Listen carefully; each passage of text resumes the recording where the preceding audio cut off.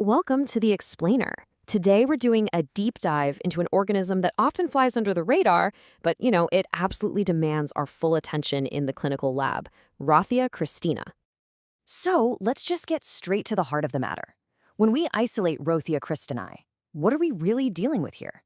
Is this just some normal skin flora that happened to contaminate our sample, or is it the actual cause of a really significant infection? Getting this right is absolutely critical. What's really fascinating here is the organism's long-running identity crisis. Seriously, it started out as a Micrococcus, then it spent more than 20 years as a Kocuria, and only very recently, thanks to whole genome sequencing, did it land in the genus Rothia.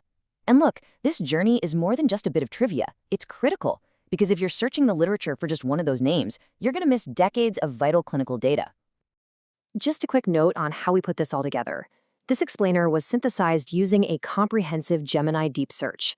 If you want to take a closer look at the primary literature yourself, you can find all the sources in the accompanying notebook document. Okay, so let's start with its clinical identity. How exactly did a common skin bug, something we see all the time, turn into a pathogen that we now have to take very, very seriously? Right. The main thing to get your head around is that Rothia Kristinae is a classic opportunist. It's not some aggressive primary pathogen. No, it waits and it exploits breaches in our host defenses, especially in our most vulnerable patients. We're talking about oncology patients, transplant recipients, and, critically, anyone with an indwelling medical device, like a central venous catheter. All right, let's head over to the bench and see how this all plays out. How do we actually nail down the ID for this imposter when, at first glance, it can be so darn misleading? And this slide, this just says it all, doesn't it? Under the microscope on a gram stain, it is a dead ringer for Staphylococcus species. This means it can be easily misidentified, or even worse, just dismissed as a Coagulase-Negative Staph contaminant, which, of course, stops the diagnostic workup right in its tracks. But we can unmask it. A few simple biochemical tests can do the trick. The combination of being susceptible to bacitracin but resistant to lysostaphyne is a classic, really powerful way to tell it apart from Staphylococcus. Yeah, it's old-school microbiology, but it's still incredibly effective for raising that red flag that you're not just dealing with a run-of-the-mill cons.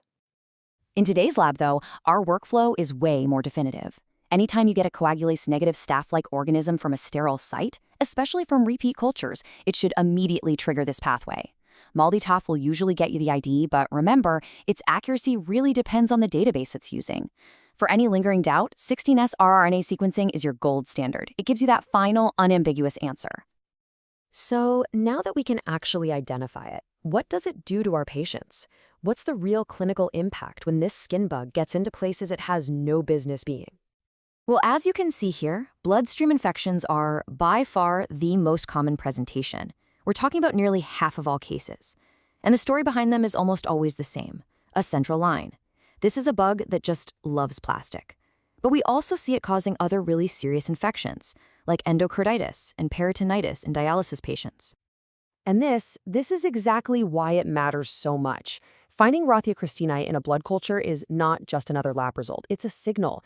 It might just be a sentinel marker for a lapse in infection control practices out on the ward, a direct reflection of how well those lines are being put in and taken care of. Okay, let's switch gears to treatment, because this brings its own unique set of challenges for both the lab and the clinical team. We've got the ID, but now, what do we tell the physicians to use? This guidance from EUCAST really highlights our responsibility here. There are no official clinical breakpoints for Rothia Kristinae. We can't just report S, I, or R. It means we have to shift our role from just reporting a category to actually providing an expert consultation that's based on the raw MIC value and whatever the literature tells us. And this chart shows exactly why susceptibility testing is completely non-negotiable. I mean, look at these numbers. With resistance to common antibiotics like penicillin and clindamycin topping 50%, there's no way we can rely on assumed susceptibility patterns. Empirical therapy has to be chosen very, very carefully. So what do we actually do? Well, while we're still waiting for global consensus guidelines for the specific bug, this table gives us a really practical path forward. It's extrapolated from the Dutch swab guidelines for similar infections. And what it does is position vancomycin as the primary, reliable agent for these serious infections, which is backed up by literature showing it has consistently high susceptibility. Now, in kids, and especially in neonates, the principles are pretty similar, but the stakes are just so much higher. Vancomycin is still your go-to antibiotic, but it demands meticulous, careful attention to weight-based dosing and therapeutic drug monitoring. And I can't stress this enough, source control is everything. If you don't get that infected line out, you're probably not going to cure the infection. At the end of the day, the best way to manage Rothia Kristinae infections isn't with a new antibiotic. It's by stopping them from ever happening in the first place. This is where infection prevention and control becomes our single most powerful tool. And this right here, this is our most powerful weapon. It's not some fancy new drug, it's the fundamentals, just executed perfectly every single time. Each step of the evidence-based CLABSI bundle, that's the central line-associated bloodstream infection bundle, is a critical barrier. From hand hygiene to a daily review of line necessity, rigorous, almost obsessive adherence is what keeps our patients safe from this organism. So, I want to leave you with this question to think about. The next time you see Rothia Kristinae pop up on a culture plate from a bloodstream infection, what story is it really telling you? Is it about the virulence of the bug, or is it a story about the quality of care and the practices within your institution? So, to wrap this all up, our job is really twofold.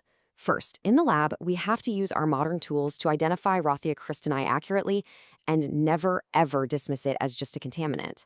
And second, we need to be true clinical partners, working hand in hand with our infection prevention and control colleagues to really champion those fundamental practices that keep our patients safe. If you found this deep dive valuable, we'd love it if you'd subscribe to the channel for more content just like this. And now we really want to hear from you. What have your experiences been with Rothia Kristinae in your lab?